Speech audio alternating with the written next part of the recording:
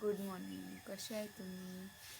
तर स्कूलची आठवण आली होती. सकाळी सकाळी उठल्याबरोबर कसं आपण जायचो, सकाळी उठून कसं आपण हे करायचो, तयारी, सकाळी उठणं, तयारी करणं, त्यानंतर मग डब्बा पॅक करून द्यायची मम्मी, वेण्या घालून द्यायची.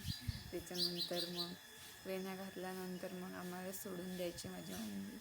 तर सगळे कामं करून माझी मम्मी आम्हाला सोडून द्यायला यायची. त्यानंतर मग शाळेत आम्ही खूप मजा करायचो. पहिला पिरियड झाला, दुसरा पिरियड झाला का लपून लपून जेवण करायचो. त्याच्यानंतर असे लपून छपून जेवण केलं. मग 2 वाजताची बेल होऊन जायचं, तेव्हा जेवायचो. त्याच्यानंतर मग मॅडम यायची. मॅडम होमवर्क वगैरे विचारायची तर खूप भीत होतं, कारण की त्यावेळेस भीती बम होती, कारण की बा जर मार खायला मिळाला लागतो असं. पण मी कधी खाल्ला नाही मार.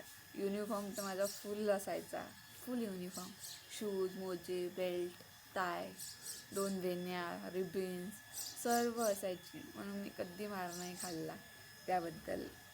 आणि मग आमची शाळा एवढी स्ट्रिक्ट होती, लेट जर झालं तर शुद्ध लेखन लिहायला लावायची. त्यानंतर शुद्ध लेखन एवढं खाली बसून, वर्गात बसूनही द्यायची मॅडम, एवढं स्ट्रिक्ट होते आमच्या मॅडम. तर अशा खूप साऱ्या मस्ती मजा करायचो. स्कूलमध्ये गेल्यावर मित्रमैत्रिणी मिळायची, त्यांच्यासोबत गप्पा गोष्टी खेळायचो. एक पिरियड राहायचा, खेळायचा, मस्त खेळायचो. पण ते जे गेलेले दिवस आहे ते वापस येऊन, जे कॉलेज लाईफपेक्षाही बेस्ट म्हटल्या जाते ते स्कूल लाईफ असते.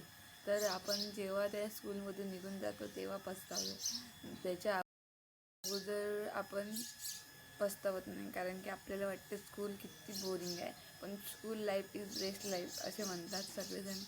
ते जे गेलेले दिवस असते ते कधी वापस येत नाही.